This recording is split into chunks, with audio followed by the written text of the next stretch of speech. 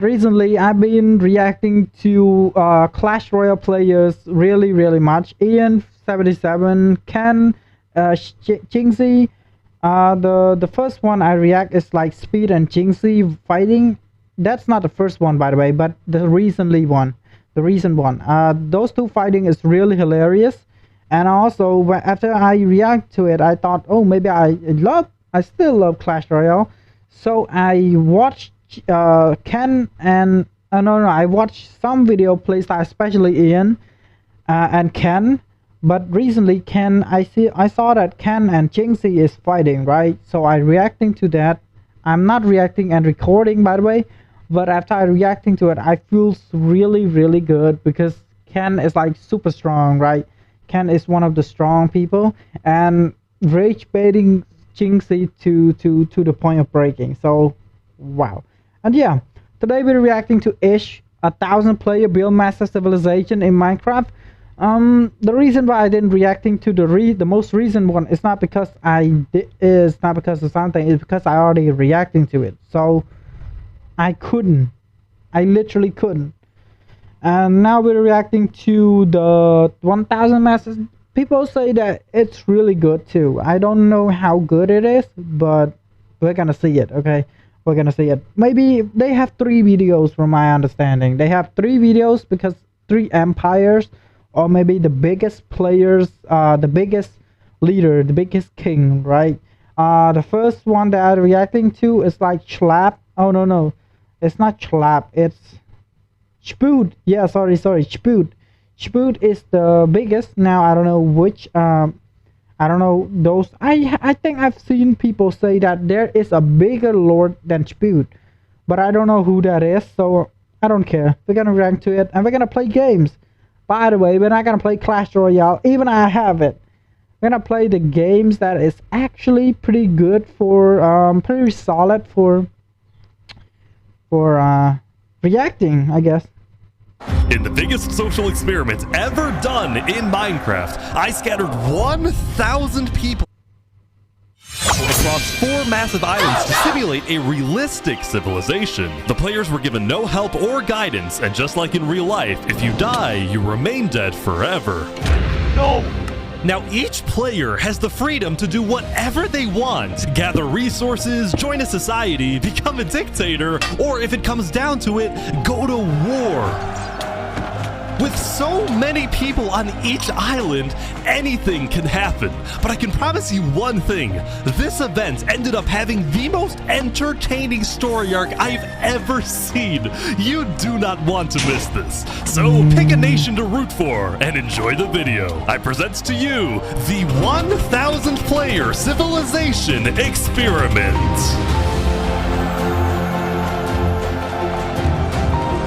Don't forget, if you want to participate in these videos, join my Discord server, and of course, subscribe to my channel. Alright, everyone ready to be teleported? Jump if you're ready. Okay, here we go. Oh, I'm in. On day 1, all 1,000 players were teleported to their islands, each its own biome. We had plains, desert, snow, and jungle. This is huge. Most players spent the first day scouting their island, searching for a place to settle, but almost immediately we started to see people dying, and oddly they were all coming from the snow island. It turned out people were freezing to death after getting stuck in powdered snow, which looks exactly like regular snow but sucks you in like quicksand. This guy's trying to free his friends. Oh no. Even worse for the poor people. I mean, the better thing is that if you have a big army, you will most likely going to survive, right? Because, you know, if you have big army, you could take the initiative and maybe goes to a somewhat dangerous place. If you don't have big army, well, yeah, it's going to be a problem, a real problem. By the way, I didn't expect to be lucky, okay? On the snow island, trees were almost nowhere to be seen. The desert island also had very few trees, which players needed if they wanted to get wood. But the places where players did find trees quickly became extremely valuable hotspots for groups to settle at and colonize. Look at all these people coming together. Community crafting. They're making progress. Meanwhile, the people on the jungle island had essentially unlimited trees and were thus already thinking about other things. What did you say your plan was? I'm gonna take over the world. This is my Using right-hand tree? man. Darbo. Hello, right-hand man Darbo. Nah, he's called Tree Man. Why would you call him Darbo? It's not that good. Come on. Talk to him. He doesn't speak. While having a lot of trees did seem like an advantage at first, many jungle people found the island to be difficult to traverse, given the immense amount of trees and the hostile mobs that would spawn on the surface due to lack of sunlight. Uh-oh. Uh-oh. This fear of traveling also made it more difficult for jungle people to talk with each other, since players could only read chat messages from people 100 blocks away from them or less. Although frankly, at least they didn't have to I mean, that's good, right? If people could actually communicate really far away, it would probably break the tense moment. I don't know how to call it. Tense moment, yeah, those kinds of things, bruh. would be the admins we're looking at. Lastly, we get to the Plains Island, and boy was it different from the others. It truly was just the perfect... It still has tree, and it doesn't have much tree, but it's plenty, and also it looks really good, right? I think this is the best one. Island to live on with green grass, trees, animals, and no natural dangers. These guys make a little animal family. Or farm. Not needing to worry about dying as much as everyone else, the people on the Plains Island were among the first to start mining for resources like iron or diamonds. They were also the first to build up villages and, yes, to create civilizations. Throughout the first day, you could see two main groups starting to come together. One of them a democracy led by a player named Horace Crown. Our aim is building the most beautiful and nicest city on the entire server. And the second, also a democracy led by a player named Sidefall. I just want to make sure nobody dies. It was actually kind of odd how similar these two civilizations were. They were both Sidefall, I think in the okay, I'm not gonna spoil, but you guys already know, right? You guys already know that what Sidefall do in his spare time, but okay, they're gonna walk past that. Located on the southern shore, they both had democratic elections, and their leaders both wanted good for their own people. I just hope nothing happens to change that. Ish, I'm gonna make an Among Us character. Never mind. Brother, you're foreshadowing, bruh. I hope they die. Soon it was the end of day one. Players across all 4 islands logged off and made plans for the following day. Yeah, kick by operator. It was on day 2 when civilizations really began to thrive. In the southeast corner of the desert, what used to be an empty patch of grass was turning into the desert's largest nation. Hello, good sir. Yo, what's up, Ish? The Sultan is back. You might recognize Oh my god. I thought he was gonna say, yo, what's up, bitch? Okay, my bad, bro. My bad completely. player storming hell for my first civilization video where he led a nation called the Sultanate. Well, now the desert dictator is back with the Sultanate 2.0, and this time with the population. The lamest name in history has been the Sultanate 2.0. Of over 100 people. I want to maintain order and peace in the desert. The rules, as established by the Sultan, included wear proper attire, do not eat pork, complete your mandatory work, and most importantly, acknowledge the Sultan as the supreme and divinely chosen leader. Moving on, since it was still hard to get food in a dry climate, the people of the Sultanate focused on developing different types of food production, like fishing in the surrounding ocean. On top of this, a player named Drip Chicken made a chicken market, although when I checked it out myself, it turned out to be a very different type of market. Welcome to Los Pollos Hermanos. Thank you. Would you like some totally legal sugar? Anyway, we finally go back to the Snow Island. What totally leash? Okay. I'm not gonna argue with that. Nobody's gonna argue with that. No one's. I was flying around, I found what I can only describe as a British shrimp. Is the cold climate really the best place for a shrimp? I mean, depends. Look at my little friend over here, you know? Wait, who's your friend? Underneath? Yeah, he's fully here. He's literally... Oh. he's chilling. Oh, he's up here now. Bruh.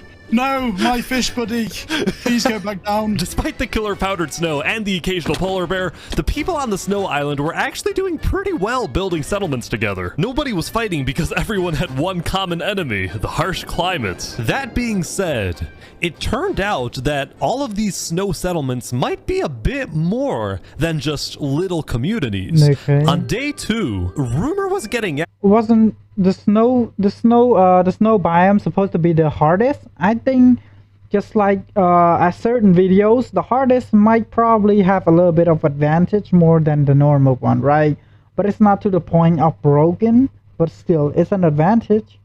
Out about a conspiracy that, despite them all being spread out across the entire island, a lot of these snow settlements were actually all being run by one single person whose goal was to unify the entire snow island under one mighty empire. This person's name was Alanulo, and he was running this entire empire recruitment operation from an underground bunker where he felt he was safe for the time being. Essentially what he would do was hold meetings with people who were already leaders of their own settlements and convince them to merge their civilizations with his empire so they would be stronger together. He would give these leaders... To be honest, that kind of thing is not really bad, because if you really could potentially join hands with other nation leader, you will probably be the strongest, and also you're not the dangerous one, right? Because you're the initiative, so people tend to think that you are not a bad person, or maybe you're not a bad like team member, so they don't probably start trouble with you. But I guess you could prepare, I guess. I don't know. Orders to fulfill, and in exchange they would be guaranteed high-ranking positions in the empire. If this empire actually succeeds in uniting all 300 people on the Snow Island, it would easily become the most powerful nation in the world. In fact, it would be bigger than the Sultanate and the Two Plains democracies combined. Will this ambitious plan actually succeed? Let's see what happens in the following days.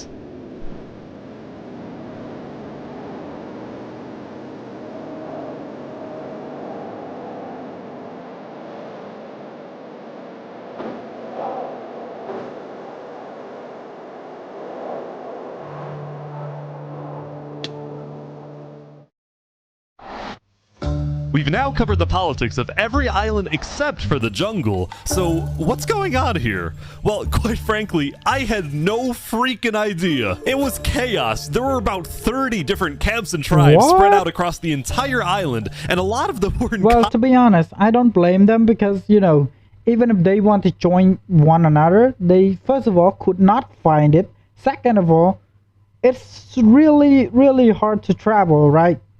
So I don't really blame them, even if they are, you know, a little bit of a mess. I still wouldn't blame them. Constant fights with each other. Oh. Who are the... What is going on? There's a fight here. Here's a tribe that imprisoned one of their own members for being, quote, too rich. I say we tax him and then let him out of jail. Well, them boots, take your shoes. So overall, there was chaos, nobody trusted one another, and to add to this, nobody wanted to travel too far into the jungle because they were scared of rogue tribes and especially hostile mobs. In fact, we actually had to remove creepers on day 3 because they were killing too many people. Whoever asked.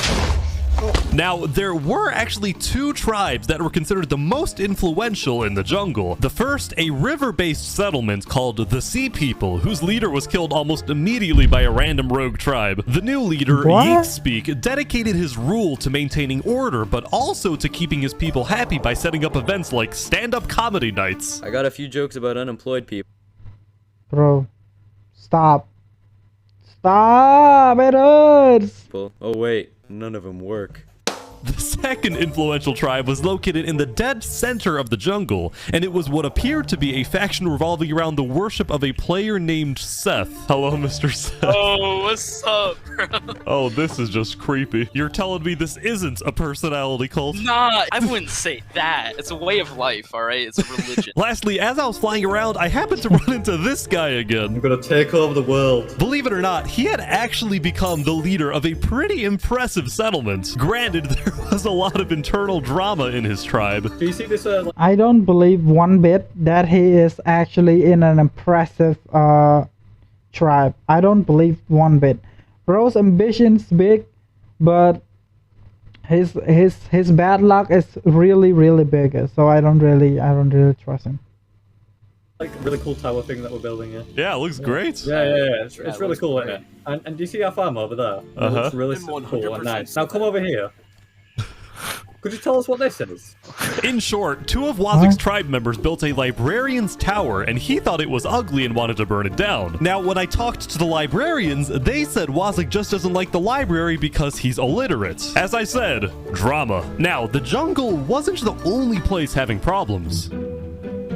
The Plains Island was seeing both a surge in development, this whole place is awesome, but also a rise in tension. The leader of one of the Plains democracies, Horus Crown, had found out that the other Plains nation run by Sidefall had reached out to the Snow Island looking for potential alliances. Horus Crown did not like that Sidefall was reaching out to other islands instead of reaching out to him, so he quickly established his own alliance with two other Plains settlements, both located on the east side of the island, which would essentially cut off Sidefall's access to most of Plains if a war were to break out. That's smart. That is really smart.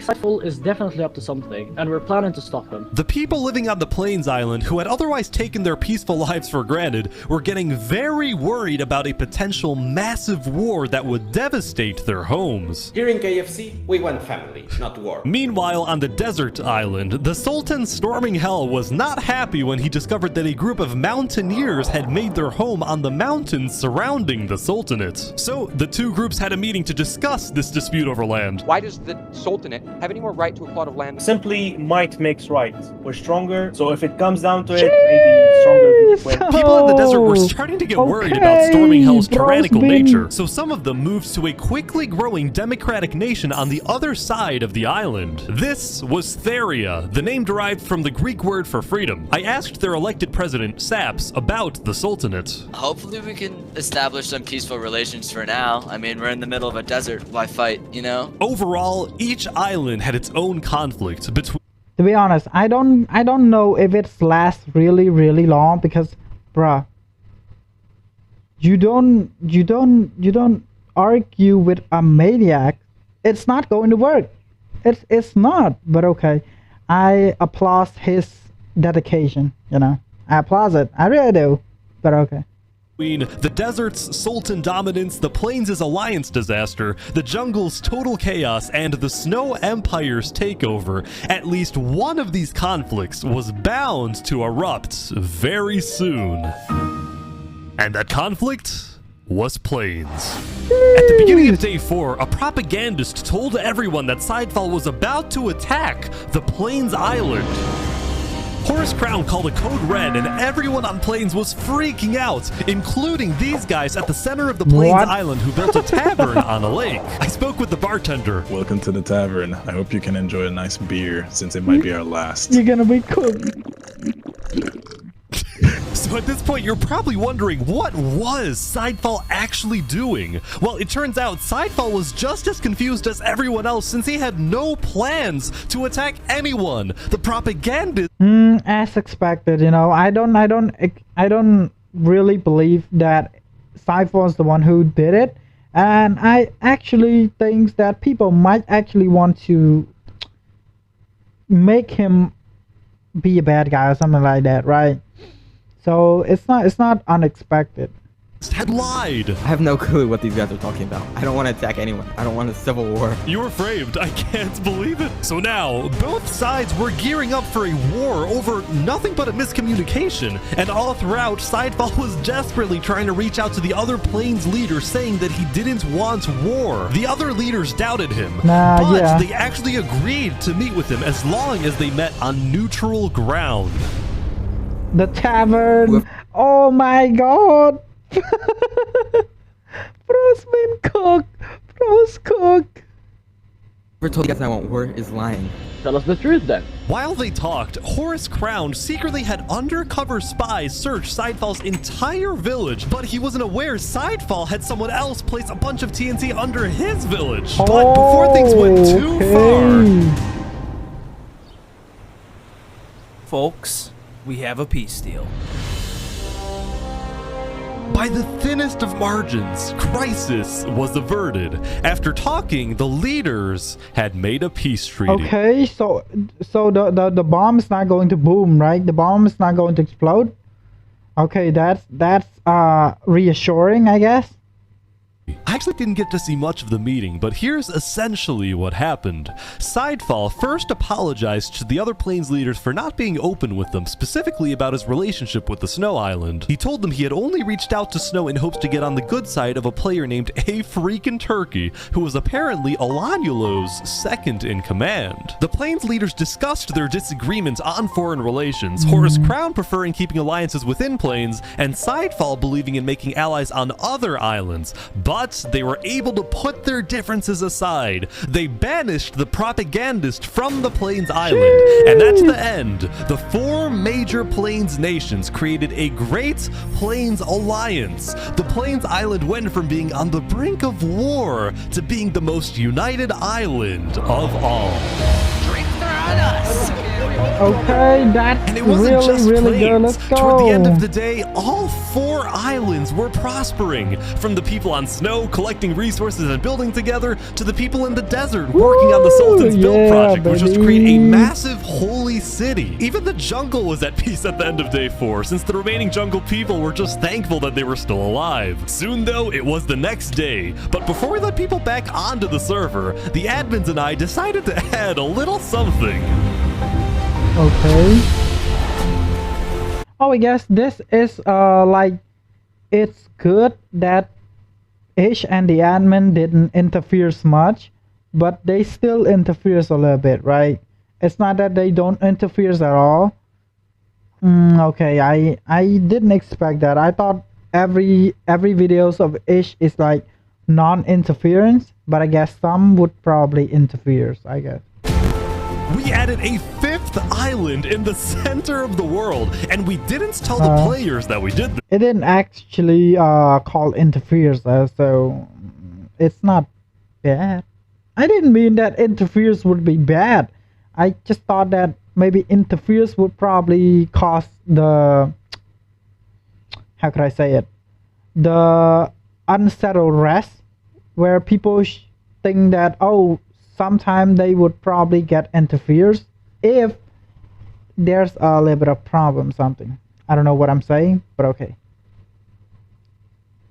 We wanted to see who would discover the island, how long it would take to find, and then what would happen next. My guess is immediately. So we started up the server and the wait began. But meanwhile, we have to talk about the Snow Island. Hello, Turkey! Hello, Ish! How's it going? On day 5, the player A Freakin' Turkey finally gave me a full explanation of the mysterious Snow Empire, which I found out was named the Aculon Empire. Still fearing for his safety, the Empire's founder, Olanulo, gave orders entirely from his secret underground bunker, while his second in command, A Freakin' Turkey, carried out his orders and led the people on the ground. That's really dangerous, by the way. If you don't know, that is really, really dangerous. And it's because that the moment that people knows that a freaking Turkey is more, how could I say it? It's more valuable than the leader, because a freaking Turkey could potentially control everything, they will most likely going to start like make a freaking Turkey either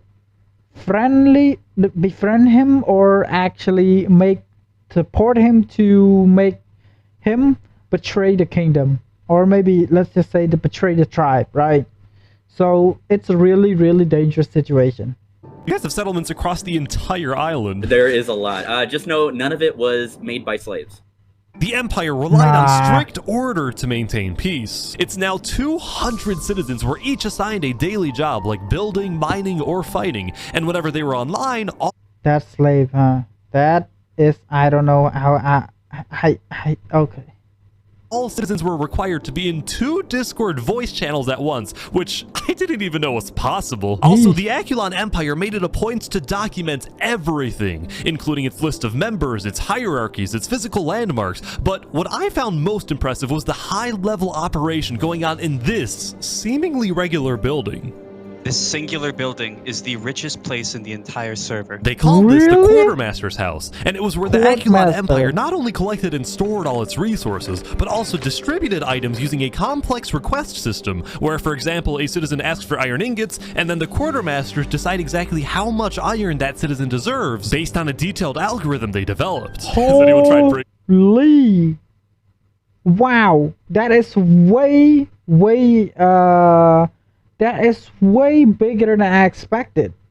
I thought it would probably just, you know, a shabby place where you know, if someone were to request something, it would probably give them like the normal amount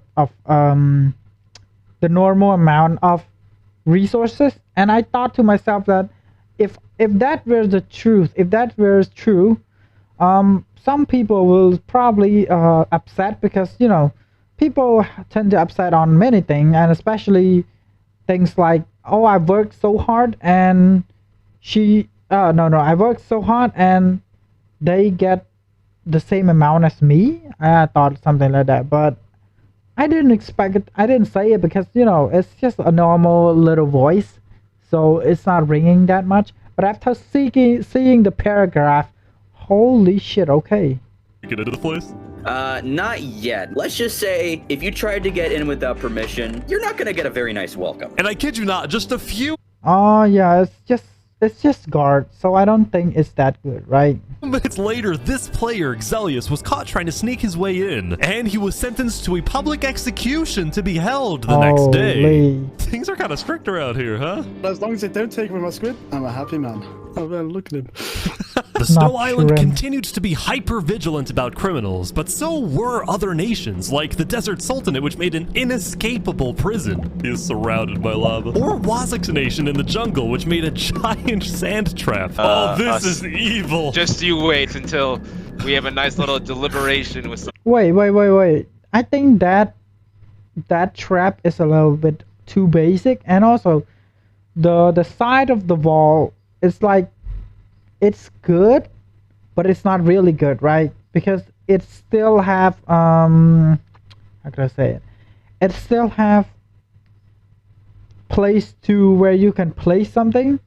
I hope it doesn't have it, because if people were to just place a little bit of water or maybe just a little bit of cobblestone, it's a guarantee you survive. So I don't know. Yeah, I'm gonna be put to death, you know, like... Even planes didn't feel exactly safe, as this self-described capitalist nation made a giant wall to protect its people. We want to make sure that communists cannot take this away from us. But as I was talking to these guys, I got tipped off from someone in the desert that something big was about to happen. The Sultanate army's on the move. Okay.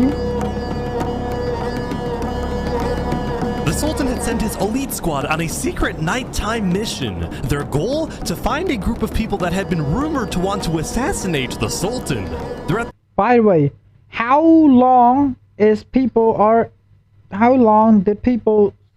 not discover the fifth continent, the fifth island? Are they already discovered? Am I dumb? I actually dumb, aren't I? Huh. The north side of the island now. Oh yeah, okay, this is our target, Okay, let's go. According to the Sultan, the people hiding in this little settlement were indeed the attempted assassins, and now the group had a decision to make. Oh, we're gonna kill this guy. Do we kill this guy? Up until now, there hadn't been any violence between desert nations. Will this be the breaking point? To be honest, the destination, the violence it's going to be happening every single time. So no, all the time. You didn't have any violence going on. It's not that you're not going to have any violence in the futures, right? So even if it's a breaking point, it's not that much. Let's go. We are showing the desert that if you make plans to kill me, justice will come for you. The Sultan's elite squad spent the rest of the night raiding the settlement, but during their chase of another suspected assassin, they ran literally into a major dilemma. We know he's running to Theria. The guy they were trying to kill was running toward the democratic nation of Theria to get asylum there. The Sultanate is really about to roll up on Theria. Holy, this could cause a major conflict. But the Sultanate's army didn't care. They barged into Theria and searched every single house to find this one person who ultimately ended up getting away. Meanwhile, the people of Theria were freaked. Ultimately getting away? And you've been running non-stop? How embarrassing, bruh. Okay. I'm sorry, man. You're cooked, bruh. You're really cooked. Out by the raid, but when they looked to their leader Saps for guidance, he was nowhere to be seen. What? He had fled. Eventually, the Sultanate's army left, but Theria was not going to forget this.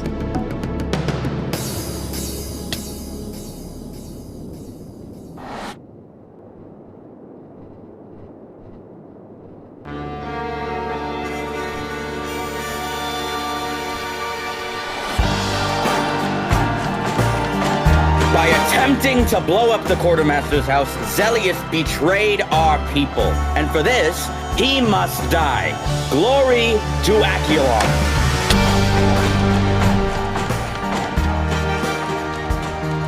It was a busy day for A Freakin' Turkey. The execution was successful, but the Empire didn't yet have a written constitution or a justice system. So A Freakin' Turkey met with a player who claimed to be a lawyer to set up a legal system. You get the smaller seat, unfortunately, but do know it is quite important as well. I'm used to cramming into tight spaces. Afterward, A Freakin' Turkey took his guard to Drew and confronted some farmers who he claimed weren't producing enough food for the Empire.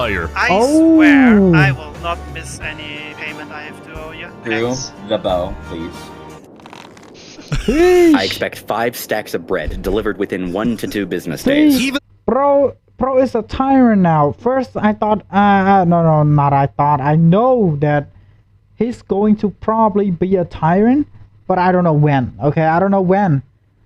Or maybe, yeah, I thought he was first betrayed, or maybe sugar-coated and became one of the best leader in there. Even the leader of that, even the leader of him, probably got the rank down from him, but now he chose the way up, the path of betrayal, right? Because, you know, from the looks of it, he actually betrayed people. Though he was a little tyrannical at times, A Freakin' Turkey was actually becoming very well liked in the Aculon Empire because he got things done and he was a charismatic speaker. Wow, I don't expect that. Oh, okay. Ooh, it's 50-50. The first 50% is that he had a little bit of rough speech, but the second is that he got liked by so many people, right? So I don't know. I really don't.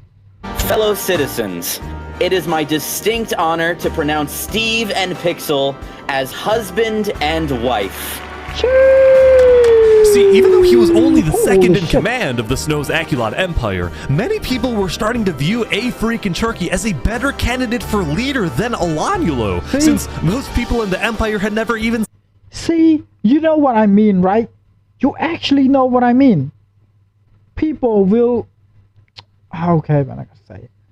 Seen Alanyulo, given that he's been hiding underground the entire time, afraid of being assassinated. In fact, some of his own citizens weren't even sure he existed. While Alanyulo ruled from afar, only talking with high-ranking officials, African Turkey was considered a man of the people, someone who talks to everyone. In fact, African Turkey had gained so much notoriety that leaders of other nations were starting to reach out to him for alliances rather than to Alanyulo. So, as a result of all of this, Alanyulo was starting to get a little worried. Turkey knows that you couldn't win either ways. You couldn't. Like, I understand that he wanted to dominate again. So from my perspective, I think he probably would go to confront him or something like that. But it's not going to work. People do not know Alanyulo very much, but they do know who's in command, right? They actually do know who's in command. So you are not going to, okay, jeez. You're not going to have a really smooth talk, especially talk to the citizen. I don't think you have any at all. You're gonna say, "Oh, Alanyulo, you've been doing this too much," or something like that. Now we're gonna take you out. People's not gonna love it. People do not love it, I think, and also they gonna a freaking Turkey's not going to bend it too. So, yeah, you're on your own, bro. created this empire and its entire political system, and as long as I am alive, I will be its only ruler. You are cooked.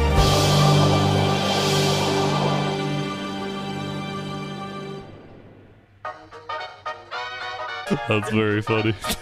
our monkey religion, we hold fast to. Here on the Jungle Island, things haven't slowed down one bit. Amidst the chaos, this small group had made a monkey religion, and their goal was to build the biggest tree in the entire world. The monkey never stops.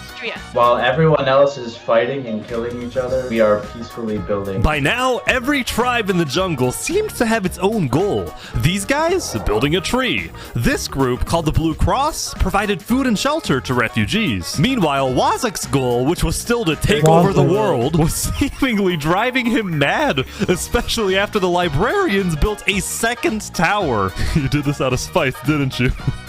Yeah. Well, no. Well, yeah. Overall, it seemed like there was a lot on Wazak's mind, as if he was planning something. Something big. Meanwhile, Seth and the Sea People were still the two biggest tribes in the jungle, and both pursued very innovative political strategies. For example, Seth got married, but only so he could parade around the jungle and demand wedding gifts from everyone. And you know what? It freaking worked. The Sea People, on the other hand, had taken on a massive goal, which was to finally end the chaos in the jungle, and they did this by sending out stealth groups and hunting down thieves, murderers, and anyone who they claimed did wrong. However, the half word, I almost fell on it. I almost fell for it, by the way. He said, "Oh, he's hunting down thief" or something like that, and I thought, "Oh, he's a justice commander, huh?" But like immediately he folded and he said, "If he hunted down everyone, someone, like anyone, he hunted down anyone who he considered as bad or maybe as thievery." So I thought, oh, okay, this guy is a nut job. Like, this guy is going to, I don't know, build his own downfall. Some of the supposed wrongdoers they killed were actually allies of Seth. In response, Seth demanded that the Sea People stop their initiative immediately, but the Sea People planned to continue. All of a sudden, the Jungle Island was on the verge of a massive war, as if there wasn't enough chaos already. Jeez, that sounds good. Still 800 people, huh? Wait, is someone actually here? I think so. Whoa, this is crazy. This is awesome. Pokemon. Wait, it took an entirely it took an entire day to discover that? Are people just dumb? Okay, I didn't mean it like that, but are they actually? How the? Okay, I'm not gonna want to say it, but still, I thought it would probably take just a day or two, but holy fuck! Okay. On day 7, a player named the Pokemonkey discovered the secret fifth island. The island had a mysterious dead terrain, a small pre-built village in the center, and underground, it contained netherite, which is the strongest and rarest resource in the world. Now, Pokemonkey... I don't know what boost is, but okay. You're not gonna win, love, bro. He was a part of Sidefall's nation in Plains, and he quickly alerted Sidefall about the very strange and unexpected discovery he'd just made. He's taking the Blue Lantern so people believe him. Guys, I'm not lying, there really is an island! 2 minutes later, another person found the center island. This time, someone from the jungle. Then, like a domino effect, more and more people started arriving. Typically either... People will just, came more, right? I don't blame them. Alone or in small groups like these guys from the desert. Even though they all came from different islands and nations, nobody was fighting. In fact, they seemed to be forming friendships and simply admiring this new mysterious place. He's saying this is amazing. Quickly, word began spreading across the world that there was a fifth island, and about 30 minutes into day 7, basically everyone knew. It was crazy how fast everyone found out. Now, some nations were hesitant about visiting, believing that the island was some sort of trap, while other nations like the Aculon Empire sent out large exploratory groups to investigate the island. So Aculon is here, but instead of mining for netherite, they're taking the wool from the tents. Oh, they don't have sheep in the Snow Island. That makes sense. Something I found interesting was that no nation, not even the Snow Empire, had the courage to publicly claim the center island as part of their nation. Oh yeah, the middle nation, the center nation is like really hard to claim, because if you claim that nation, meaning you have, like, you basically declaring a war on every single nation, right? So I don't trust that they actually have the balls to do something like that, but let's see in the future. Maybe they have balls, but they just couldn't make it in time, I guess. But okay, let's go. As their territory, probably because it would result in conflict with other nations, which was my secret intention when adding the island, that it would cause some type of war. But it didn't cause a war, or maybe just not yet.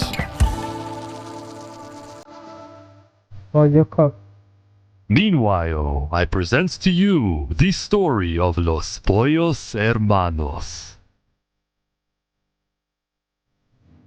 Wow, you've really expanded your business. Yeah, we're doing quite well. Because starvation was such a big problem in the desert, Drip Chicken had made it his life's mission to feed the people of the desert. And ever since I spoke with him on day 2 next to his little food stand, Los Pollos Hermanos had become a staple of the Sultanate. But this business would soon run into some problems.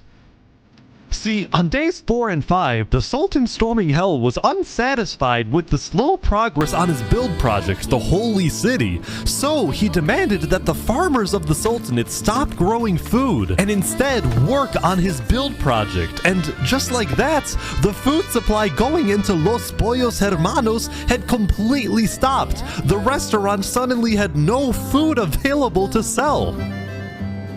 Having no food, Drip Chicken was instead forced to sell some questionable products, and if he was caught selling these products by either the Sultan or the Sultan's twin guard... Wait, what? How is that a questionable product? It's still food. It's not food, but you could eat it, I guess. I don't... Wow. Okay. Yay! I got 4+. He would probably receive a life sentence in the Sultanate prison. Meanwhile, the farmers of the Sultanate were unhappy since they wanted to farm, not be forced to build. So in a rebellious move on day 5, Drip Chicken and the farmers secretly set up a meeting with Saps, the leader of Theria. Let's go. I know you want to move to Theria, but if you do, the Sultan will send his elite squad to hunt you down. So, what do we do? Go to Plains or something. There's about to be chaos in the desert. And Saps was correct. There was about to be chaos in the desert. For reasons he couldn't tell the farmers just yet, but he did tell me. You know who Davert is? Yeah, I think so. He's one of the twin guards, right? He's about to leave the Sultanate and join me. Really? The two people the Sultan trusts the most are his two twin guards, the brothers Davrit and Zamta, but one of them had grown tired of the authoritarian and warmongering ways of the Sultan. So Davrit had reached out to the leader of Theria, and together they created the single craziest plan I have ever heard, and this was it. First, Davrit leaves the Sultanate to join Theria. Next, the Sultan finds out about the betrayal and sends his elite squad to kill Davrit. Then they probably got ambushed and take the equipment, I guess. When the elite squad is away hunting for Davrit and the Sultan is therefore alone, Davrit will sneak back into the Sultanate and kill the Sultan. Davrit will then claim leadership over the Sultanate, and as the new leader, he will finally bring peace to the desert. Davrit, there is no way this works. Yeah. Grow some chest hair. Trust me, you'll work, alright? So, at the end of day 7, Davrit snuck out of the Sultanate and headed to Theria to begin the operation, while Drip Chicken and the farmers fled to the Plains Island. On their way out, some of them took one final look back at their home, at their restaurant, knowing that they would probably never see it again, knowing that the story of Los Pollos Hermanos had come to an end.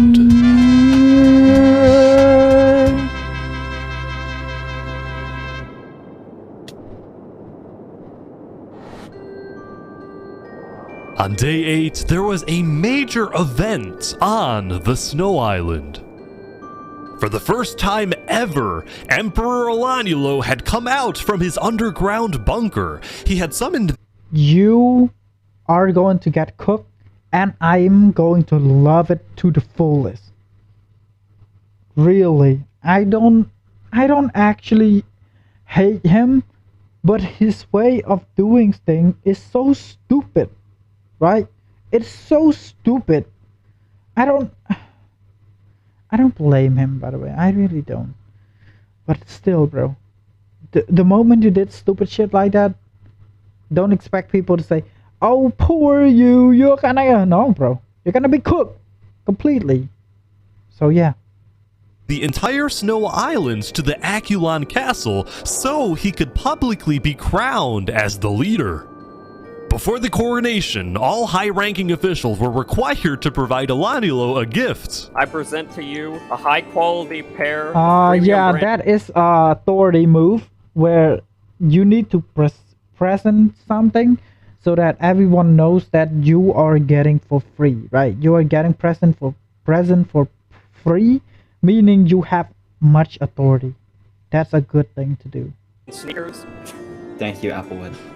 I, Baron Saul Goodman, give you this present, Lord Olanulo. My presence is your present. After the gifts, Olanulo asked his second-in-command, A Freakin' Turkey, to make a speech affirming Olanulo's undisputed leadership. No, he's not gonna do it. Nobody's gonna do it, bro. I understand him, but nobody's gonna... Oh, okay. You're gonna be cooked. You're gonna be cooked, and you're not gonna be recovered from that. Okay? That's the speech. That's it. My friends, the Aculon Empire is the strongest nation in the world. Not because of one leader, but because of all of us. Thank you, Turkey. At the end of the ceremony, Alanilo asked all of his citizens to follow him out of the castle, down the main path of the Empire, in a symbolic move meant to showcase the unity of the Snow Island. Woo, woo, woo, woo, woo, woo, woo, woo.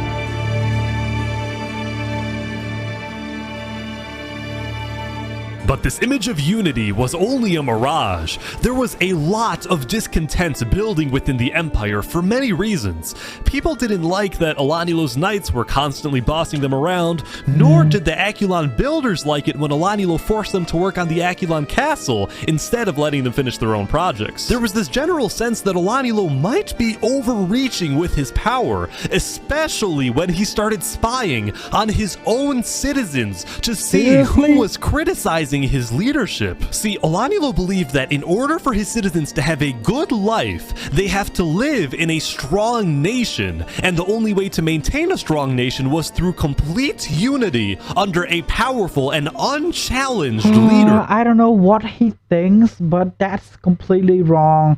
You need to let them go, and you need to understand them, right? Say it in front of them that I understand, I completely understand that sometime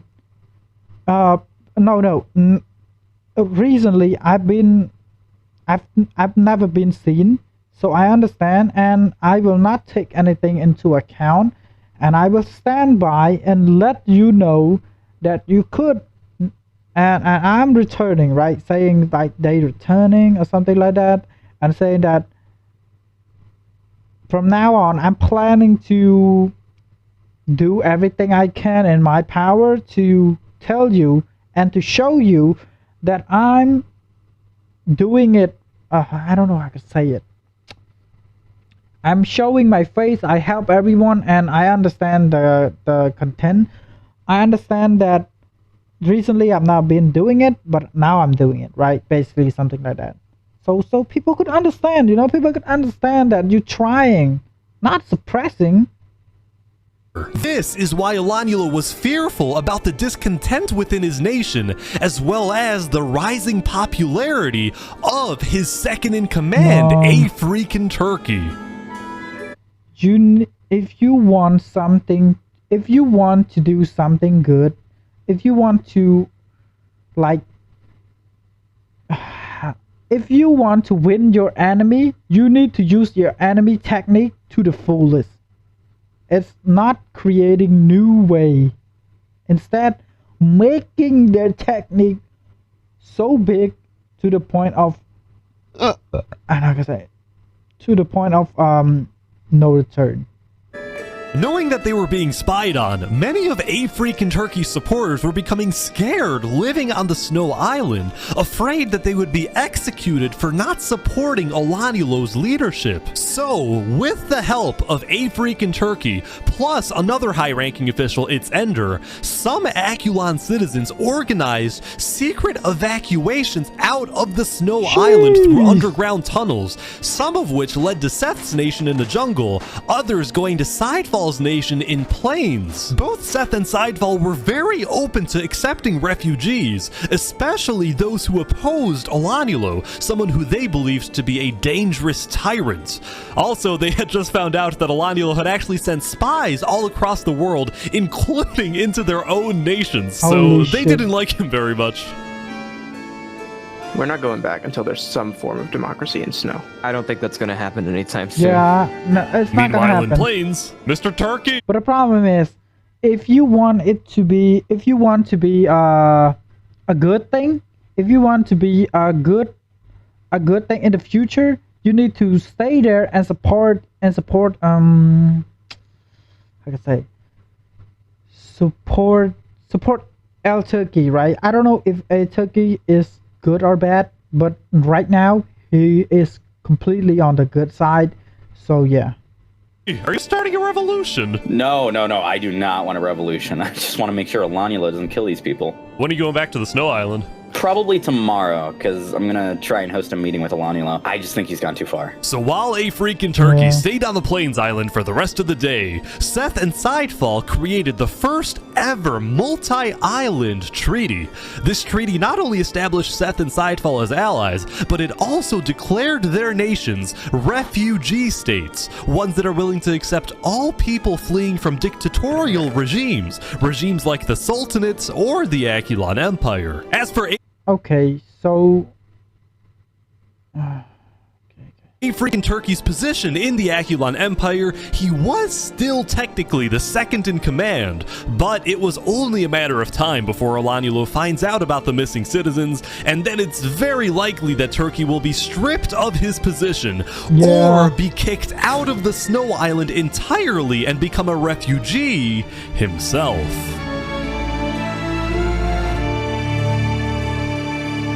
I know that's going to happen in the future. I don't know that it's...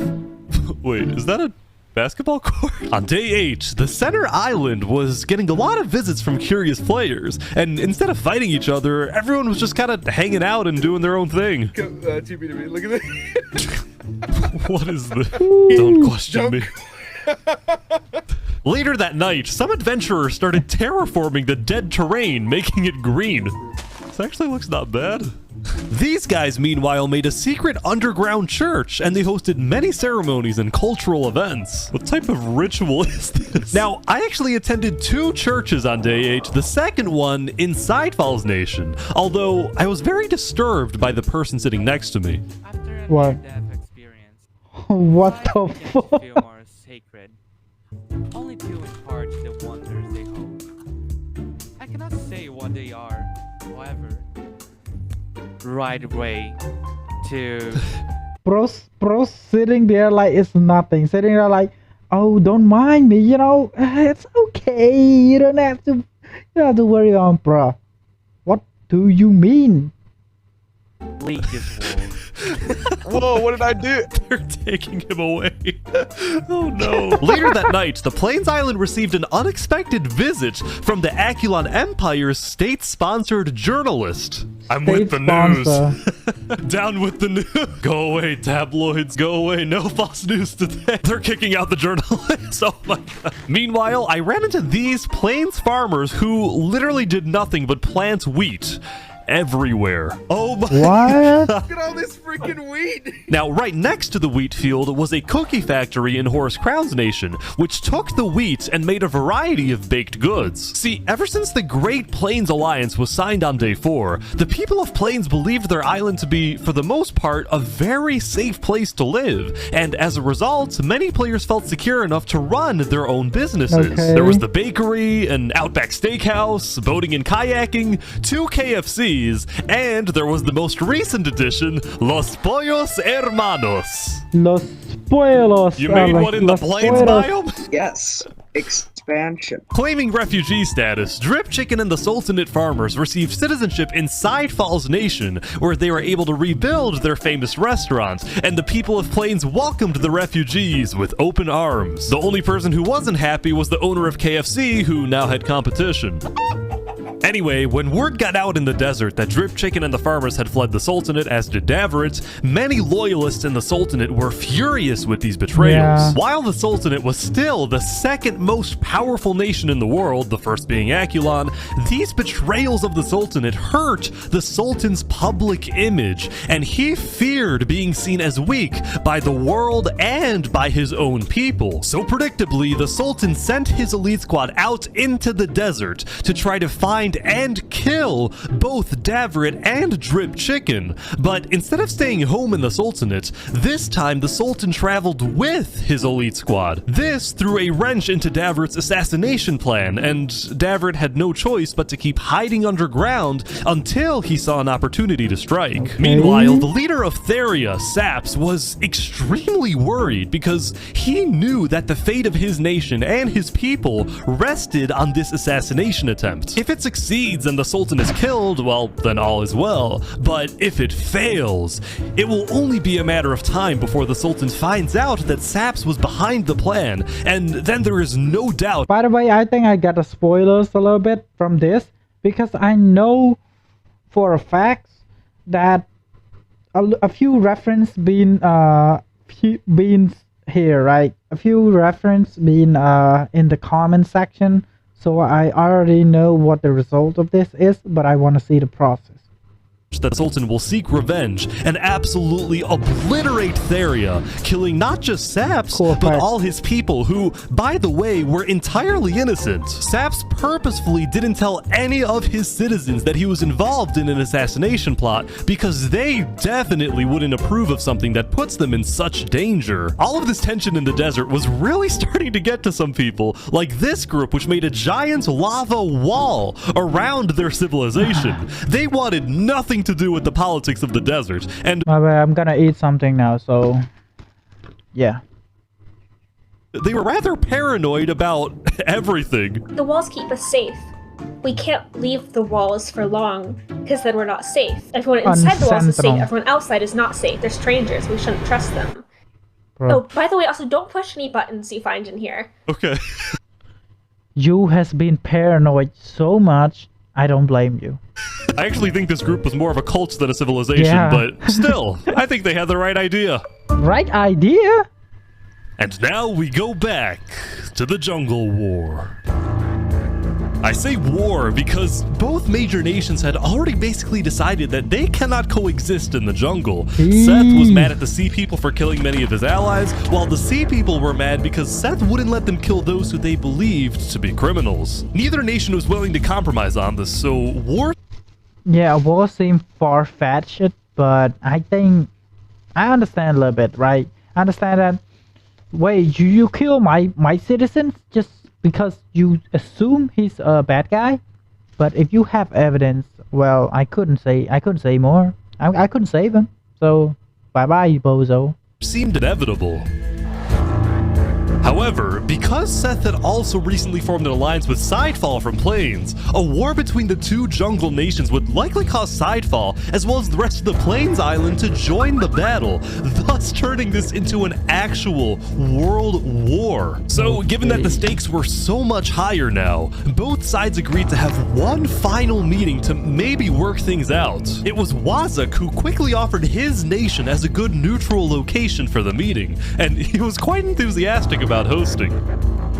On day 8, Seth and the Sea People sent their highest-ranking officials to Wazak's nation, where the meeting would take place.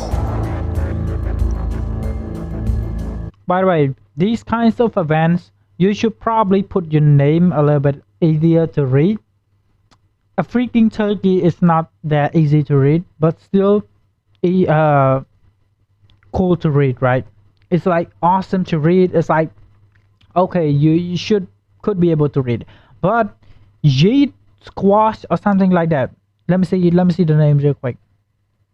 To have one final meeting to maybe work things out. It was Wazak who quickly offered his nation as a good neutral jungle nations would criminals exist in the criminals. Neither nation was willing to Yeet Speak. It's not really a name. It's not really a name that's good. It's just a joke name. It's just like brain rot name. So I don't think he's gonna speaking like, yeah, he's not speaking it much because, you know, it's like one of those brain rot names. Compromise on this so-called war. So, given that the stakes were so much higher now, both sides agreed to have one final meeting to maybe work things out. It was Wazak who quickly offered his nation as a good neutral location for the meeting, and he was quite enthusiastic about hosting. On day 8, Seth and the Sea People sent their highest-ranking officials to Wazak's nation, where the meeting would take place. Alright, Seth. You're up first. I think the Sea People are killing people for a lot of irrational reasons. So, you know, as an example, right? They had 5 stacks of cookies taken from them. That takes like 3 minutes to get, bro. And he's like, I don't think you should murder someone over there. We requested he give it back, and he basically said no, so he was put on KOS and we killed him.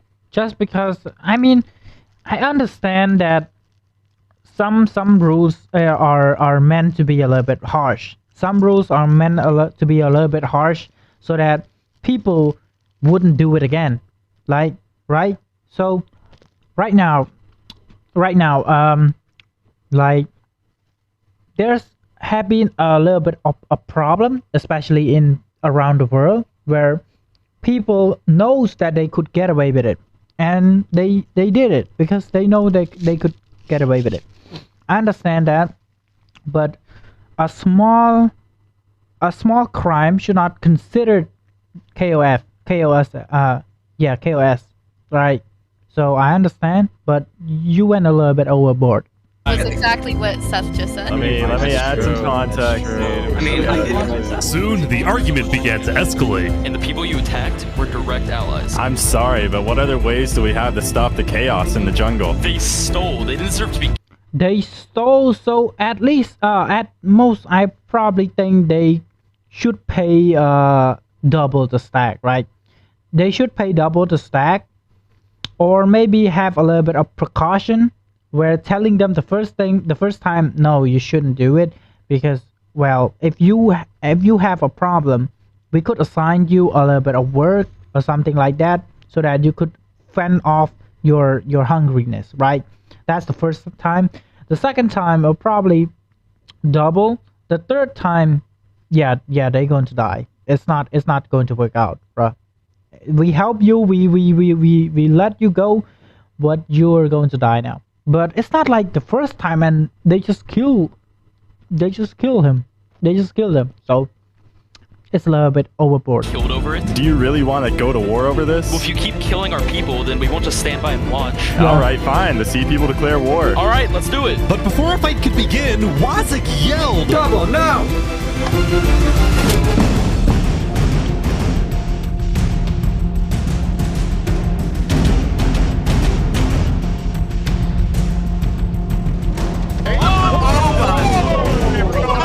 Oh my god. Go. Why? Wazik had just killed 7 people using his sand trap before getting away. Seth and the Sea People decided to put their war on hold and declared a unified worldwide manhunt for Wazik. Everyone was confused about why Wazik did this, but then I remembered something Wazik had told me the day before. Listen, if the war breaks out, I have a plan to stop it. Really? How? Oh, you'll see, my friend. When Seth and the Sea People declared war on each other, Wazik decided to use his sand trap and make himself the villain so that the entire jungle would make peace to unite against him, therefore actually preventing a world war. Yeah. Wazik is now hiding under... Oh, by the way, if you did want that plan to work, first of all, you need to survive long enough, right? You need to survive long enough and not completely hiding it, but instead like killing people or maybe do something that they know you're still around, so they are not going to start a war. But if you just completely gone, people just assume that maybe you're not gonna start anything, and they still going to go into war. So I guess. Good luck.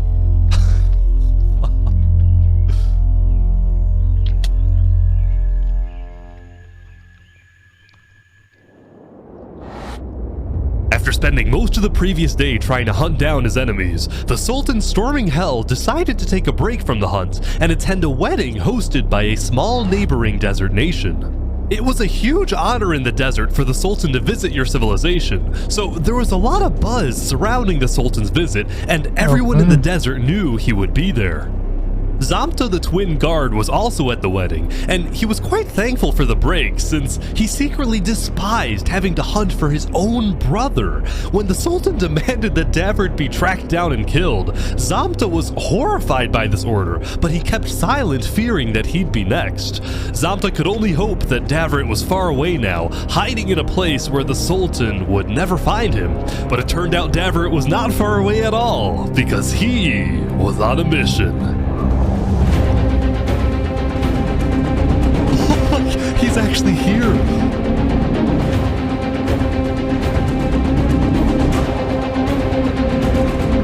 You're not gonna...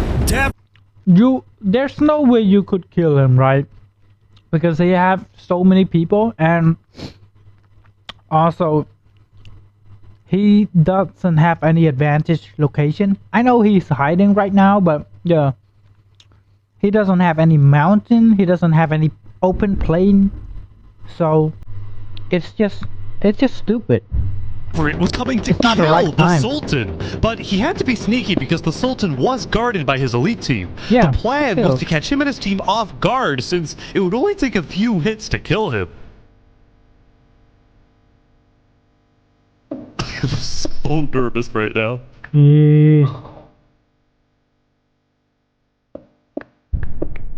There's the wedding yet. The wedding's over. He's leaving.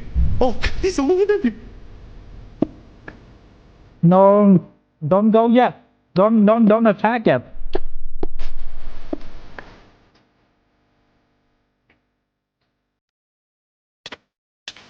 Oh, Davert! Holy crap! Oh, Oh no. he's hit him so many times. Wait, Stormy's getting away? The elite team is on Davert big time. Oh, Oh man.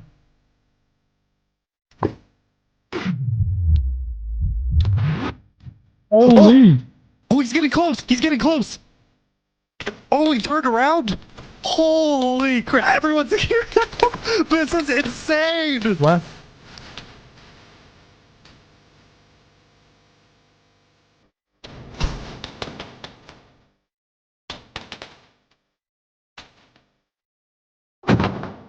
Oh man.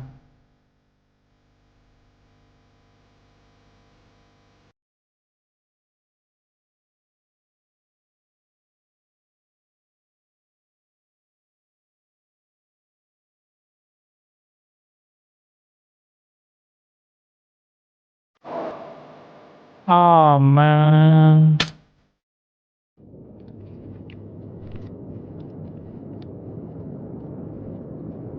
LW.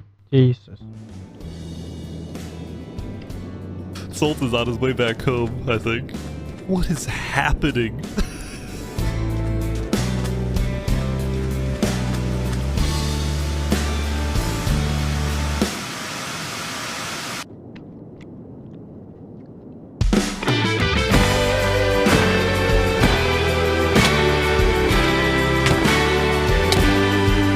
What? What?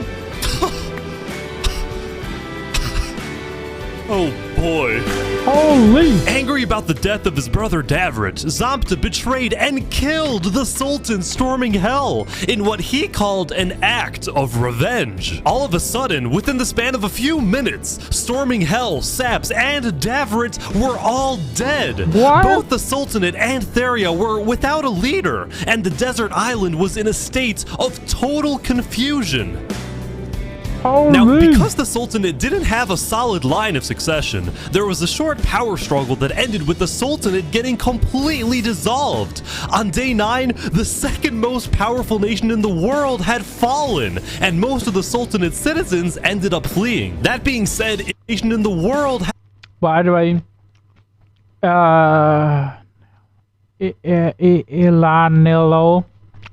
Ilanilo, I don't know what to call it, but that nation is not ruled by him, I think. It's ruled by a freaking Turkey, right? Just like BC. He doesn't have any power. He doesn't. So, okay. had fallen, and most of the Sultanate citizens ended up fleeing. That being said, it wasn't totally the end. Some who were still loyal to the late Sultan decided to form their own militias, whose only goal was to track down Zamta and avenge the Sultan. We are called by our divine leader to kill the dirty traitor. Mashallah. Theria, on the other hand, didn't dissolve and instead elected a new leader, a player named Jophiel, who was well liked and trusted in the community. Still, the people of Theria would continue to live in a state of fear, afraid they would be invaded by one of the new desert militias. Also, they would never find out why their founder Saps jumped off the Therian tower, which he did because of guilt. After he saw Davrit die, Saps believed that the Sultan would invade and destroy Theria, and he felt too ashamed knowing that he would be responsible. It was only thanks to Zamta that the invasion didn't happen. Okay. The death of the Sultan sent shockwaves throughout not just the desert, but the whole world. Many nations went on lockdown, including the Akulon Empire. While they technically weren't allies, Emperor Olanilo had always admired Sultan Storminghell's strong authoritarian leadership. So after the lockdown, Olanilo sent his diplomats to the desert to offer support to the Sultanate militias. At the same time, on the Plains Island, Sorry, my bad. This guy is a tyrant to the core, right? He's a tyrant to the core, okay? Drip Chicken of Los Pollos Hermanos was watching the desert from afar, and he was worried about these rumored desert militias. Because Drip Chicken was from the desert, he was able to educate his customers in Plains about the politics of the desert, and after Saps' death, he encouraged Sidefall to send diplomats to Theria quickly, and Sidefall did just that. On day 9, Theria officially joined Seth and all the Plains nations in the Refugee State Contract, and what originally started as a simple refugee agreement between Seth and Sidefall had now turned into a worldwide alliance called the Alliance of Democratic Nations, or put simply, the Allies. The Allies. The biggest alliance. Okay.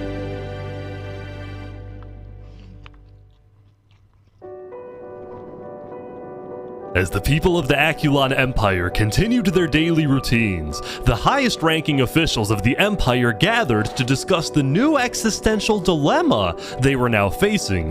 The Akulon Empire had always been the most powerful nation in the world, and it still technically is, but when adding together the populations of all the states in the Democratic Nations Alliance, it is the allies that have more people overall. Yeah. This made Akulon officials extremely worried. They saw this as the first. You actually don't have to saw this and thought, oh, I'm gonna get attacked. No, bro, they do their own thing and they succeed more. You don't have to feel fear towards them. You're a bitch, huh? Legitimate threats to the regime. Olanilo agreed with this view, but at the moment, his attention was on another problem entirely, the problem known as A Freakin' Turkey. A Freakin' Turkey's rise to popularity had always bothered Olanilo, but now this conflict was at an absolute breaking point because yesterday, one of Olanilo's spies caught A Freakin' Turkey helping Snow citizens flee the Empire. Fleeing or defecting was strictly against Akulon law. Olanilo's spy also saw A Freakin' Turkey hanging out with not just Sidefall, but nearly all the major Plains leaders, which made Olanilo think, is A Freakin' Turkey planning something? Is he secretly working with the Allies? Is he about to orchestrate a full-scale revolution or an invasion of the Akulon Empire?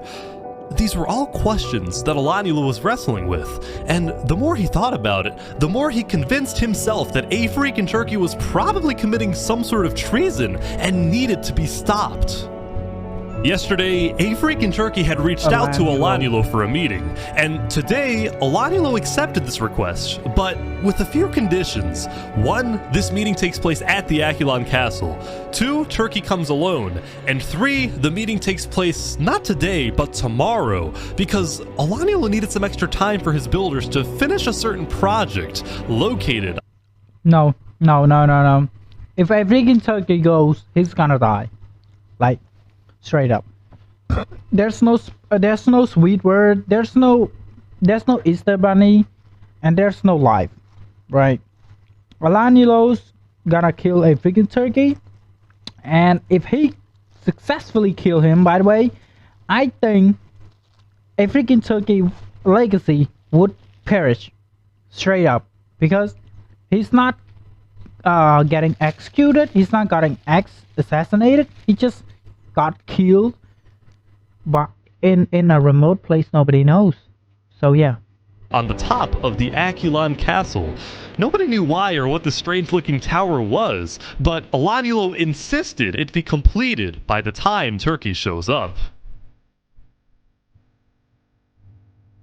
A bit faster. Tomorrow's certainly going to be interesting, so make sure everyone's ready. Lastly, later in the day, Olanilo sent diplomats to establish alliances with both the desert militias and with the sea people in the jungle. Olanilo appreciated the sea people's value of order, and he promised that he will help them stop the chaos in the jungle and help them catch their #1 most wanted criminal, Wazuk. The sea people accepted this alliance, but they ended up not needing Akulon's help because late into day 9, Wazuk decided to turn himself in. Okay. He's about to be executed. A guilty conscience, perhaps.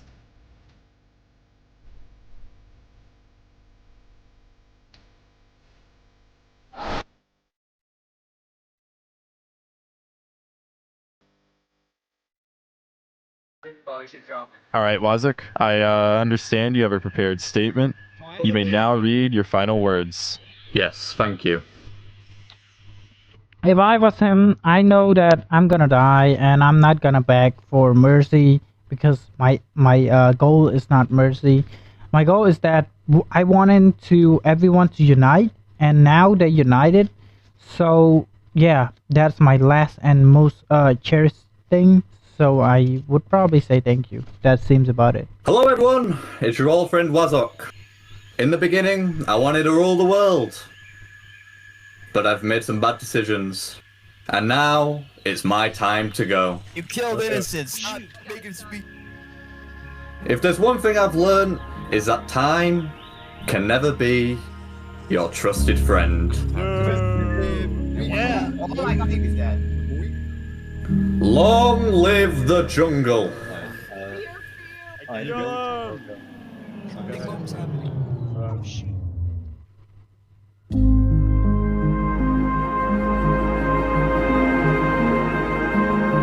Yeah.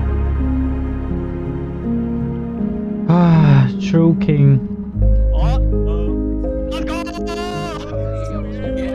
After deciding that being a criminal... I understand. I am not gonna hate on people. I'm not gonna hate on those people. But fuck them, man. Fuck them. I'm not gonna hate them, by the way. I understand that they don't know better. But still, you know. Fuck their asses. I'm sorry. Fuck them, you know. Let's go continue. Hiding isn't how he wanted to live. Wazuk instead chose to face his inevitable death on his own terms, and by doing so, he gave the jungle one last moment of unity.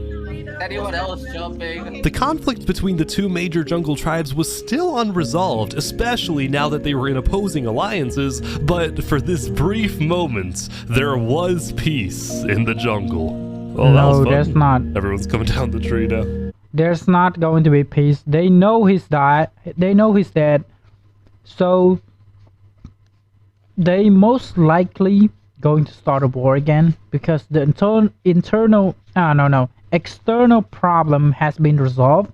So now an internal problem has begun again.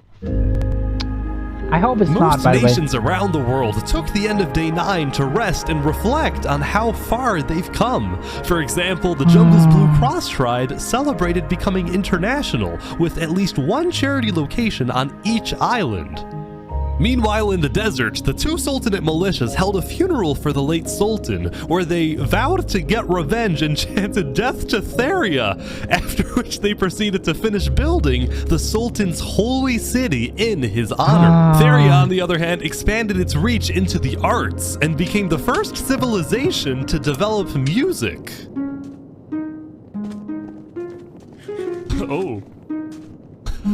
Lastly, on the Plains Island, businesses were booming and civilizations were thriving. On day 9, the Plains Island had finished the construction of the ISH, the International State Highway, which made trade and transportation between the major Plains nations much faster. Overall, the building and architecture and player creativity in Plains was simply amazing, and it was all made possible by the political stability of the Plains Island.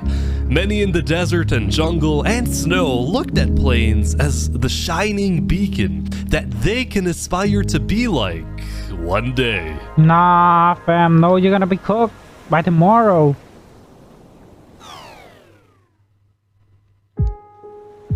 Jeez, the transition though. As the end of the day approached, Aphreak and Turkey returned to the Plains Tavern after spending the day traveling around the world, visiting civilizations in the jungle, the deserts, and of course the Plains Island. During many of his visits, he was very surprised when he found out that most people from these foreign nations not only knew about him, but admired him. This was because rumor had spread about his disobedience to Alanyulo, and as a result, he had earned a worldwide reputation as the savior of refugees, the honorable rebel, the man who stood up to the emperor, and everywhere Aphreak and Turkey went, he was welcomed with open arms. By the way, I think he would have been perfect for that.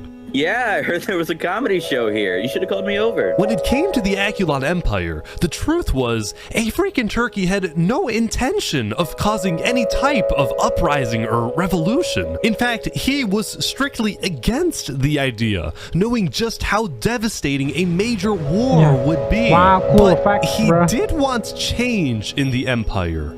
During his prolonged stay in Plains, he had seen what freedom and democracy look like.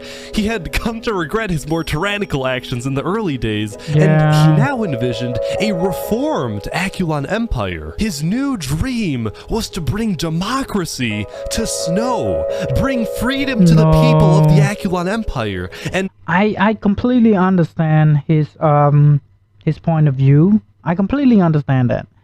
But you're not going to succeed. Right? Straight up. You're not going to succeed and you're gonna die. It's not a bad thing to say. It's just that it's a prediction. A foreshadowing. make the Snow refugees feel safe to come back home. I might just be overly optimistic, but I think we can achieve world peace. Okay. If Aphreak and Turkey is able to convince Alanyulo to convert the Empire from a tyrannical dictatorship into a free democracy, and then the Akulon Empire ends up joining the Allies, then world peace wouldn't just be a far-fetched idea for wishful thinkers. It would actually happen. With this massive goal in mind, Aphreak and Turkey prepared for tomorrow for his big meeting with Alanyulo. They trying to kill him and he doesn't know it. Sorry, my bad, bro. Oh my god. Just remember everything we talked about. We'll be watching. Before Aphreak and Turkey took off for the Snow Island, he had met with the 4 major plains leaders one last time to tell them what he hopes to achieve in his upcoming talk with Alanyulo. Okay, that's good. The plains leaders were pessimistic. See, when they heard about Alanyulo's strict conditions for the meeting to take place, they suspected that this was going to be the meeting where Alanyulo removes Turkey from his second-in-command position, or worse, puts Turkey in Akulon's prison. Nope, kill him. Whatever happens today, the Plains leaders promised Turkey that he has the full support of the allied nations. Even if they can't attend the meeting, they will be watching and will do whatever they can to help him.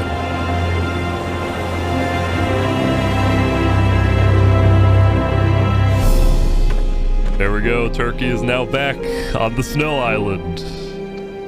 I think he's going to the meeting right away. Oh man. Whew, I hope he survives. I really do so.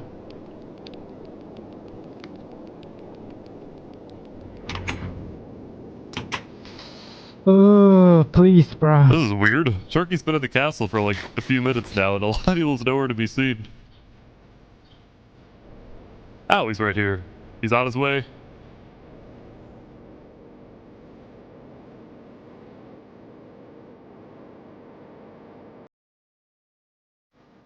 Here we go. Everyone's here now. I think everyone's here now. Oh. Knights come to the castle. Okay. Wow, I think these are all the high-ranking officials of Akulon. They're all here. Jesus. Hear ye, hear ye. All barons, Duke Turkey, and fellow knights have now come together to speak with Emperor Elanulo. Elanulo, would you please start the conversation? Wait. Turkey, hold up. So before we begin, sorry to interrupt. I have a special thing I want to do real quick. Wait. Drew, not yet. I want to do something first. Turkey, can you sit on the throne for a second? Jeez. Why? Just do it. Okay. If he's died, by the way, if he dies, there's going to be a complete war. I promise you that, because all 4 nations, all 3 or 4, I don't know, all the nation is on a complete side of a Turkey, a freaking Turkey, and you should be able to know it to some extent, right? You should be able to know it to some extent. So, if you foolish enough to kill him, you are going to die. What are we doing? What is happening? Can I trust you, Turkey? Yeah? You like this, right? Sitting on the throne? You put me on here. I don't know what you're talking about. In front of all these people? What are you getting on about? I know that you've colluded with the Plains Alliance. And I know that you want to take over this nation. Take this throne for yourself. Whoa. What? There's nothing you can do at this point to convince me that you're not plotting a revolution against me. I caught you red-handed. No! Elanulo! Yes, I've talked with Plains. I've also talked with Desert and Jungle. I am a diplomat. And I'll tell you this, all those people that I talked with will become our allies the moment we turn this place into an actual democracy. Why are you secretly leading people off my island? Oh, man. They want to go out. They want to go out. It's not that we could kill them. Just say it. Say it smartly. If we didn't take them out, first of all, we have 2 choices. Either we imprison them or we kill them. And the moment we do something like that, it will put fear in our citizen. It's not putting happiness. It's not putting trust. It's putting fear. Meaning, the moment you did something like that, it's your own downfall. So, it's at the end of the day, you have to let your citizen go so that in the future, it's a good thing. Say it, bro. They thought you were going to kill them. And to be honest, so did I. So that's the point of this meeting. You want to get rid of me? You know what? How about I just leave, and you won't have to deal with me again? I'm just gonna go, okay? Yeah. If you kill them, you're gonna be wrong. Yeah, and then you'll come back with an army. I'm sorry, Turkey.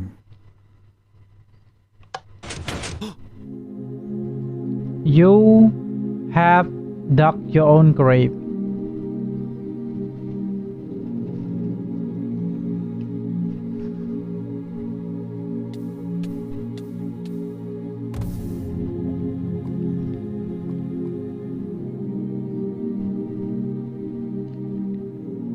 Wow.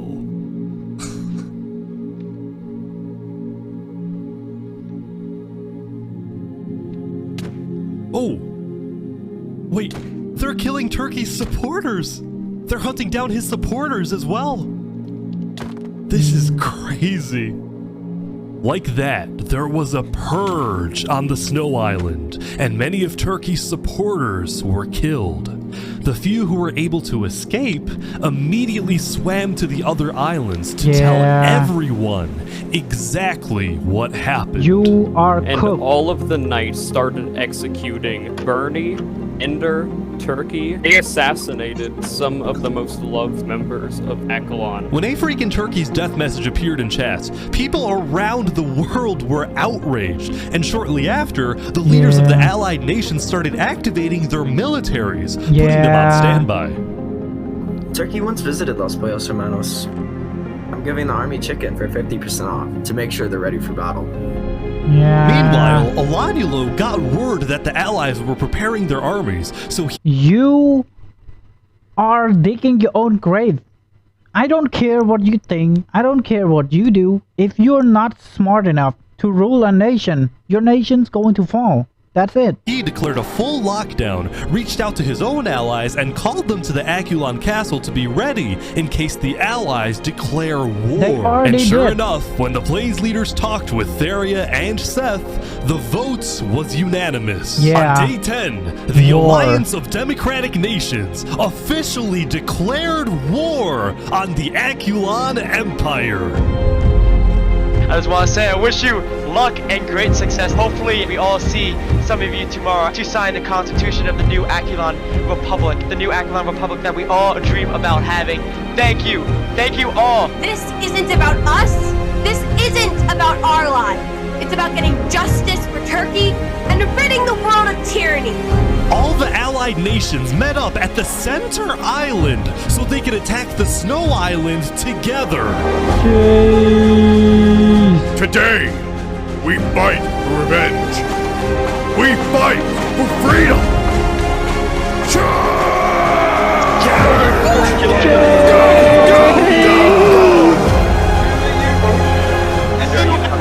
Let's go! Final war!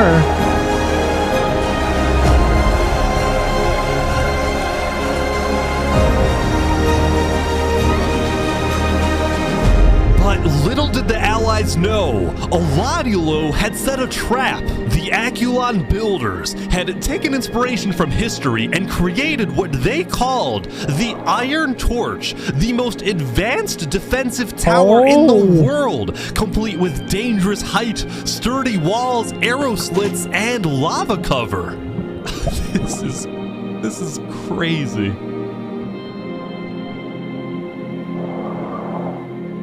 Holy, okay. Nah, I didn't expect that. Oh, okay, let's see who wins. The Battle of Aculon. Let's go, the music's good.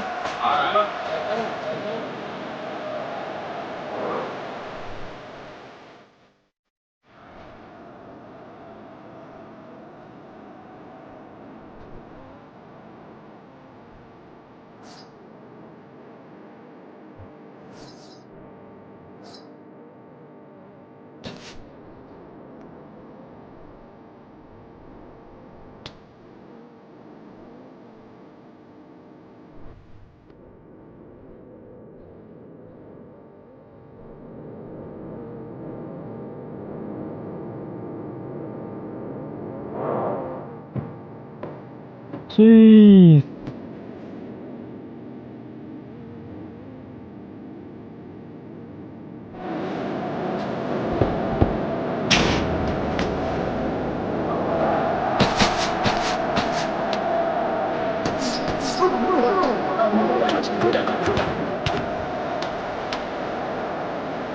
Woo! Yeah, let's go. One shot. Run, run, run.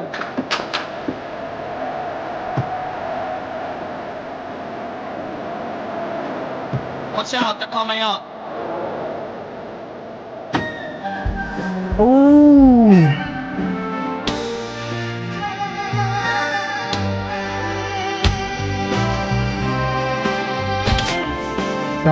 Oh my god, he died! Santa!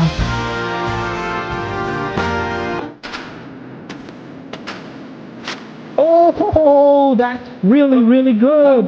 They're dropping lava on them! Watch out for the areas! Jeez!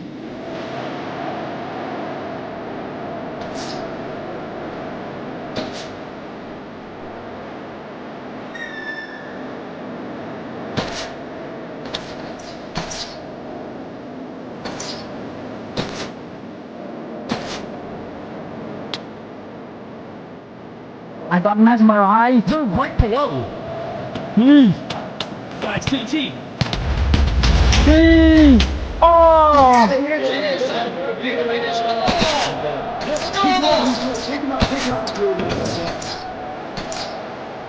Yeah. Build the second tower so that you to cross. Alanielo's dying! Let's go! Oh my god!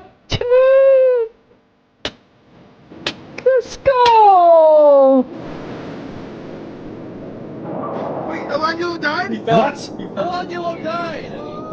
Let's go! Let's go! Oh my god. Soon after Alanyulo died, the Aculon Empire officially surrendered. Wait, Aculon's officials say they surrendered? Kill! Still kill! Kill them! But even though Aculon surrendered, the allies didn't stop fighting. No mercy, no mercy. They're all saying. To be honest, I'm not blaming them, right? Like, the decision of the leader is not the leader himself. It's like every single people around him. Meaning, if you kill the leader, it's not like in a movie where you just know that, okay, you kill leader, now everyone surrenders, so you live happily ever after. No, you didn't live happily ever after. You will get betrayed again. No mercy. Like that, there was a purge on the Snow Island, but this time, it was the supporters of Turkey doing the killing. This is just an absolute slaughter fest. Jeez.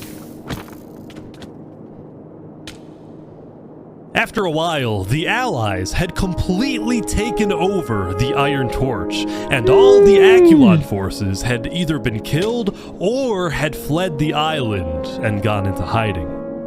And with that, the Alliance of Democratic Nations had defeated the Aculon Empire. Oh my god. It was only when the war ended and the clouds parted that the Allies were finally able to reflect on what they had done. They had succeeded, but they had also shown no mercy. When they're I know, it's a little bit of hard things to do, right? You killed them you killed them with your own hands, I understand that. But, fuck them, you know? Fuck them. Their enemy surrendered, they continued to be ruthless and thirsty for blood. It was as if they had become their enemy. No, you didn't. As the Allies each safely returned to their homes, now with a clear mind, many of them felt regret. Jeez, this guy's Neither side crying. was completely innocent, and the war was complicated. But at least it was over. And the Allies had won. Let's go. Over the next few days, the people of Plains, Theria, Seth, and a few smaller nations created a world alliance with a massive parliament building on the center island where world leaders met to discuss the affairs of their nations and, most importantly, to keep the peace. And the first order of business was pardoning the few living players who fought for Aculon so they didn't have to live in hiding. Yeah. Meanwhile, the snow refugees were able to move back to the Snow Island and create the new Aculon Republic, putting democracy. Were able to move back to the Snow Island and create. Wait. You could tame. Oh, okay. Yeah, I thought they could tame a bear, but they just put a leash on it. New Aculon Republic, putting democracy in snow. They also tore down the remains of the Iron Torch and put in its place a graveyard honoring all who died in the Battle of Aculon. And overlooking the graveyard was the man, or Turkey, who inspired them all. Bro's a legend now, I understand, I love it. And so, the jungle went back to hosting comedy shows, the desert went back to pursuing the arts, and Drift Chicken went back to running Los Pollos Hermanos. After all that happened throughout the days, things were finally settling down.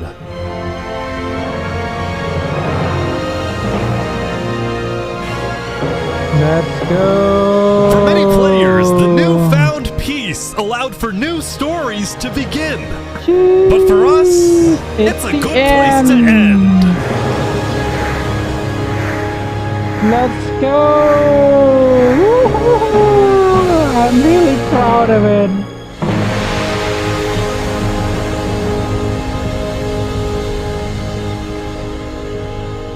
Let's go! My God! Damn! Oh my God, this is really, really good. This is actually super good. The final fight has really good music and everything, and how can I say it? Yeah, it's not the best of the best, right? Especially the guy who fall to death, the antagonist. I think his method is stupid. That's what I think, because he knows that a freaking turkey is popular, but doesn't account for war. So he's a little bit of stupid ass. No, he accounted it. He accounted because he created the torch, right? Meaning he accounted it, but still believed that he could do it. Stupid ass bitch. Okay, that seems about it. See ya. Bye.